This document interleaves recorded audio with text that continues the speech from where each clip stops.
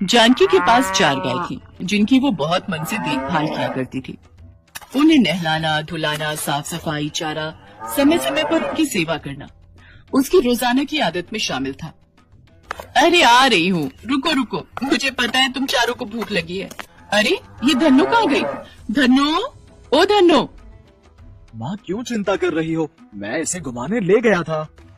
हाँ, हे भगवान, मेरी तो जान ही निकल गई थी। मदन बेटा, तुझे पता है इन चारों में मेरी जान बसती है। तू मुझे बिना बताए इन्हें कहीं मत ले जाया कर। माँ मुझे पता है जब तक सुबह उठकर तुम इन चारों का चेहरा नहीं देख लेती हो तुम्हारा दिन नहीं उगता। पर ये धन्नो बहुत शरारती हो गई है, सुबह सुबह घुमाने के लिए शोर मचाने लगी थी। चलो अब तुम चारों अपना चारा खाओ। मदन बेटा तू भी नहा धो ले, तब तक मैं तेरे लिए रोटी बना देती हूँ। फिर दूध लेने वाले ग्राहक आने शुरू हो जाएंगे। मुझे पता है तू भी काम में लग जाएगा। जानकी भाभी कब तक अकेली सारा काम संभालती रहोगी? मदन की शादी कर दो, बहू आ जाएगी तो तुम्हें भी सहारा मिलेगा। वैसे एक अच्छा रिश्ता लाया हूँ, मेरे एक दोस्त की बेटी है, चंद्रिका नाम है। कहो तो तुम्हारे मदन के लिए बात चलाऊं? जमींदार साहब, मैं तो कब से सोच रही थी मदन के लिए कोई अच्छी लड़की मिल जाए। अब आप रिश्ता बता ही रहे हो तो इससे बढ़िया क्या बात होगी। तो ठीक है भाभी, मैं बात आगे बढ़ाता हूँ। और फिर शुभ मुहूर्त में मदन की शादी चंद्रिका के साथ हो जाती है। चंद्रिका वैसे तो ठीक स्वभाव की थी पर बहुत कामचोर थी। उसकी आदत थी कि वो कोई भी काम करने से बचती थी। मदन की शादी को 3 महीने बीत चुके थे। जानकी ने सोचा अब तो बहू थोड़ा बहुत काम करेगी, पर चंद्रिका तो 10 बजे से पहले सोकर ही नहीं उठती थी। पता नहीं मेरे मरने के बाद क्या होगा। सोचा था बहू आएगी तो थोड़ा काम में मदद मिलेगी, पर ये तो 10 बजे से पहले सोकर ही नहीं उठती है। चंद्रिका थोड़ा तो ख्याल करा करो। माँ सुबह 5 बजे से उठकर सारे घर का काम करती है, फिर चारों गायों की देखभाल करती है। तुम उनकी थोड़ी बहुत तो मदद कर ही दिया करो। देखो जी, मैं यहाँ पर काम करने के लिए नहीं आई हूँ और ना ही मुझे काम करने की आदत है, और मुझसे ये गाय नहीं संभाली जाती। ये तुम्हारी माँ की चहेती है तो वही संभालेंगे। चंद्रिका बहू, जरा गाय भूसे के लिए आवाज लगा रही है, थोड़ा भूसा तो डाल दो। मैं यहाँ दूध के डिब्बे धो रही हूँ।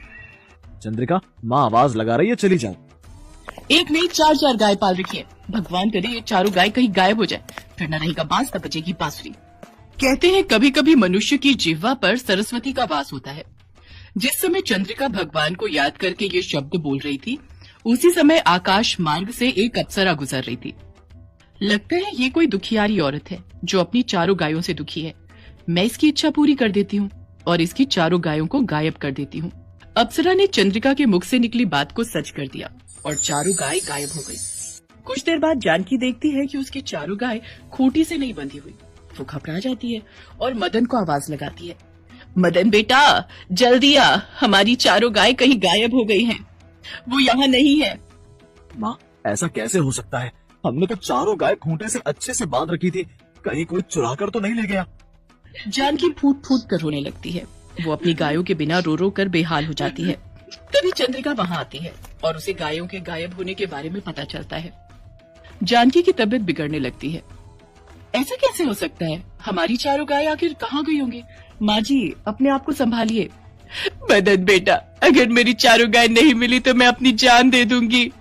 जानकी अपनी गायों के बिना बिल्कुल उदास हो गई थी। उसका न खाने का मन करता था न कुछ पीने का, इसलिए जानकी बीमार रहने लगी और उसकी तबीयत बहुत खराब हो गई। ये देखकर मदन और चंद्रिका बहुत उदास थे।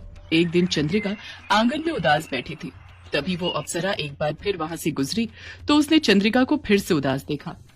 अरे ये तो वही औरत है जो उस दिन उदास थी, आज फिर ये उदास है।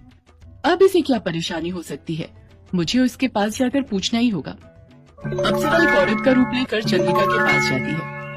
क्या हुआ, तुम उदास क्यों बैठी हो? अम्मा, मेरी सास जिन गायों को बहुत प्यार से पालती थी, उनकी देखभाल करती थी, न जाने वो चारों गाय कहाँ गायब हो गई। माँ जी की तबीयत बहुत खराब है, उनकी ये हालत मेरे से देखी नहीं जा रही। हो सकता है तुमने भगवान से कभी ऐसा ही कुछ मांगा हो जो उस समय पूरा हो गया हो, जो तुम्हें नहीं मांगना चाहिए था। चंद्रिका अपने द्वारा बोले गए वो शब्द याद करती है और उसकी आंखों में आंसू आ जाते हैं। मुझे याद आ गया, मैंने ही भगवान से ऐसी विनती की थी। मुझे अपनी भूल का एहसास हो गया है। मैंने अपने फायदे के लिए माँ जी के दिल को दुख दिया है। काश वो चारों गाय फिर से वापस आ जाए। मैं उन्हें बहुत प्यार करूंगी और उनकी खूब देखभाल करूंगी। चंद्रिका के इतना कहते ही वो औरत अप्सरा के रूप में आ जाती है। ये देखकर चंद्रिका चौंक जाती है। वो देखो चंद्रिका, तुम्हारी चारों गाय आराम से खूंटी से बंधी चारा खा रही हैं। मैंने ही तुम्हारी चारों गाय गायब की थी। तुम्हें अपनी भूल का एहसास हो गया, इसलिए मैंने तुम्हारी चारों गाय तुम्हें वापस कर दी। अब तुम इनकी खूब देखभाल करना, मैं चलती हूँ। चारों गाय वापस देखकर अप्सरा वहां से चलती है। अपनी गायों की आवाज सुनकर जानकी खुशी से उठ बैठती है। ये तो मेरी गायों की आवाज है। इसका मतलब मेरी चारों गाय मिल गई।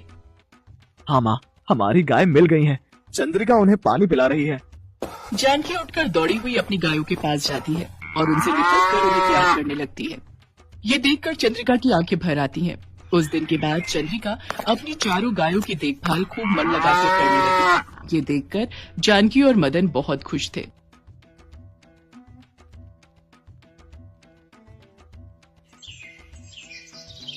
उर्मिला माधोपुर गांव में रहती थी। उसके पास पारो नाम की एक पालतू गाय थी।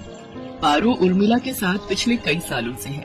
पति के देहांत के बाद इसी गाय के सहारे उर्मिला ने अपने परिवार को चलाया। उसकी गाय का दूध पूरे गांव में मशहूर था। गांव के सभी लोग उर्मिला से ही दूध लेते थे। उर्मिला का बेटा शहर में पढ़ता था। वहीं उसे पूनम नाम की एक लड़की से प्यार हो गया और उसने अपनी माँ को बिना बताए पूनम से मंदिर में शादी कर ली।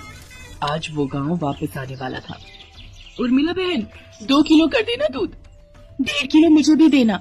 क्या बात है उर्मिला बहन, आज तो तुम बड़ी खुश दिखाई दे रही हो। बात ही खुशी की है सरोज बहन, आज मेरा बेटा गांव वापस आ रहा है। बस जल्दी जल्दी काम निपटाकर उसी के लिए बढ़िया बढ़िया पकवान बनाऊंगी। पता नहीं शहर में उसे क्या खाने को मिलता होगा और क्या नहीं। अच्छा तो ये बात है, चलो बहुत बढ़िया हुआ। कब से बेटे के बिना अकेले रहते रहते तुम उदास हो गई हो। अब वो आ जाएगा तो तुम्हारे साथ काम में भी मदद कर देगा।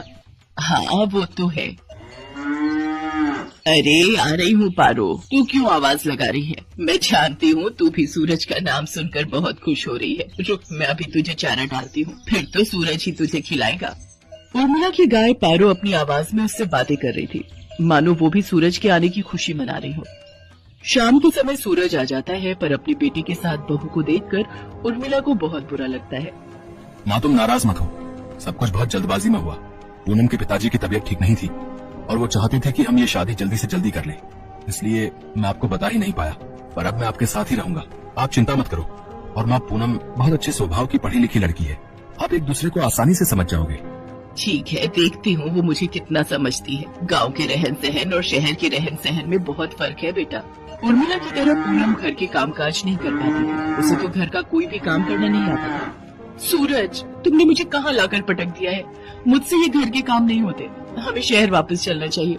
उस गाय का गोबर साफ करो, उसे चारा डालो, उसे नहलाओ, घर की लीपा पोती करो। ये सब करके तो बदबू के मारे मेरा बुरा हाल हो रहा है। ऊपर से तुम्हारी माँ को माँ जी का नाटक करते हुए लहसुन प्याज ही काटती रह जाओ। कैसी बातें कर रही हो पूनम? यहाँ पर सारा कामकाज बना हुआ है।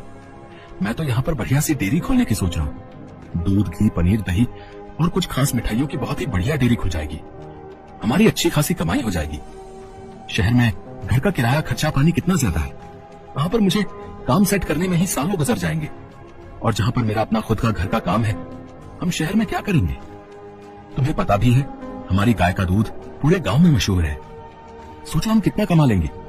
और फिर हमारे यहाँ रहने से माँ को भी सहारा रहेगा। वो बेचारी अकेले काम नहीं संभाल पाती है। अच्छा तुम काम करो, मैं थोड़ी देर बाजार होकर आता हूँ। कह तो सूरज ठीक ही रहे हैं। शहर में काम करने के लिए पैसों की भी जरूरत होगी। यहाँ पर तो अपना मकान, अपना काम है और फिर हमें तो पैसे कमाने से मतलब है। कुछ सालों में अच्छे पैसे कमा लिए तो बाद में शहर जाकर बस जाएंगे। पर मुझे किसी भी तरह से सासू माँ से अलग होना है ताकि उस गाय पर मेरा कब्जा हो जाए। पता नहीं माँ जी तो बहुत चालाक है, कितने पैसे अपने अंदर करके बैठी होंगी। पूनम को पता था कि सूरज गांव में ही काम बढ़ाने वाला है, इसलिए वो अलग होने के रास्ते ढूंढने लगी। सूरज, सुबह से काम कर करके मैं थक गई हूँ। मेरे आने के बाद माँ जी ने घर के सारे काम मेरे ही जिम्मे डाल दिए हैं। गाय को नहलाना, धुलाना, गोबर साफ करना, चारा डालना, सारी देखभाल तो मैं करती हूँ। और दूध बेचने के टाइम पर माँ जी गल्ला लेकर तखत पर खुद बैठ जाती हैं। ऐसे थोड़ी होता है। मैं अब और बर्दाश्त नहीं कर सकती। जब मैं इतना काम कर रही हूँ तो फिर मैं अलग ही रहूंगी। मुझे माँ जी के साथ नहीं रहना। और हाँ, उस गाय पर मेरा हक है। मुझे तो बस बंटवारा चाहिए, गाय का बंटवारा। पूनम इतनी जोर जोर से चिल्लाकर ये बात कह रही थी कि उसकी बात उर्मिला के साथ साथ पड़ोसियों ने भी सुन ली और सब वहाँ आ गए। बहू, बंटवारा, वो भी मेरी पारो का? मेरे जीते जी ऐसा कभी नहीं होगा। और तुम जानती है क्या वो पारो के बारे में? उसे मैंने बहुत प्यार से पाला है, उसकी देखभाल की है। तुम मेरी पारो को एक दिन भी रख कर तो दिखाओ, वो तुम्हारे साथ एक दिन भी नहीं रहेगी। हाँ हाँ, इस गाय की देखभाल मैं कर लूंगी, आप उसकी चिंता मत करो। पर एक शर्त है, आप बीच में दखलंदाजी नहीं करोगी। मैं जैसी मर्जी गाय की देखभाल करूं, आप उससे दूर रहोगी। सूरज, अगर आज बंटवारा नहीं हुआ तो मैं तुम्हें छोड़कर शहर चली जाऊंगी। माँ, अगर पूनम चाहती है तो आप उसे गाय दे क्यों नहीं देती? उसे एक बार कोशिश करने तो दो। कहीं ऐसा ना हो आप दोनों के झगड़े में मेरी शादीशुदा जिंदगी खराब हो जाए। सूरज बेटा, एक माँ कभी नहीं चाहती कि उसके बच्चों का घर खराब हो। अगर बहू की यही इच्छा है तो आज से मैं अपनी पारो बहू के हवाले करती हूँ। उर्मिला बहन, इतने सालों से हम देख रहे हैं पारो को तुमने बहुत लाड प्यार से पाला है। कहीं ऐसा ना हो बंटवारे के चक्कर में एक निर्दोष जानवर परेशान हो जाए। सब गांव वाले भी क्या समझाते, पूनम तो बंटवारे की जिद पर अड़ गई थी और ऐसा ही हुआ। गाय अब पूरी तरह से पूनम के हवाले थी। सूरज गांव में डेयरी खोलने की व्यवस्था के काम से शहर चला जाता है। पूनम तो आलसी थी, उसने गाय के प्रति लापरवाही दिखाना शुरू कर दिया। वो सुबह उठकर न तो गाय का गोबर साफ करती थी, न उसे नहलाती धुलाती थी और न ही उसे समय पर चारा देती थी। इसी कारण गाय के आसपास बदबू फैलने लगी और मक्खियाँ, मच्छर, कीड़े मकोड़े आने लगे। गाय को समय पर चारा नहीं मिलता था, वो कमजोर हो गई। पूनम सारा दिन सोती रहती और खाती पीती रहती। गाय ने दूध देना भी बंद कर दिया। एक दिन गाय बेहोश होकर जमीन पर गिर गई। ये देखकर पूनम घबरा गई। सूरज उसी समय शहर से आया और वो भी घबरा गया। उसने उर्मिला को आवाज लगाई। उर्मिला दौड़ती हुई अपनी पारो के पास आई और बिलख बिलख कर रोने लगती है। पारो, पारो उठ, देख देख, मैं तुझे आवाज लगा रही हूँ। पूनम, पारो की देखभाल की जिम्मेदारी तुमने ली थी ना, फिर उसका ये हाल कैसे हो गया? मुझे माफ कर दो सूरज, गलती मेरी ही है। मेरे कारण पारो आज इस हालत में है। मैं सचमुच माँ जी की तरह पारो की देखभाल नहीं कर सकी। माँ जी, मुझे माफ कर दीजिए। उर्मिला दौड़कर चारे के पास जाती है और चारे को उठाकर पारो के आगे रखती है।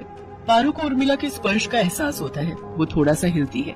ये देखकर सब खुश हो जाते हैं। उर्मिला अपने हाथों से पारो को चारा खिलाती है।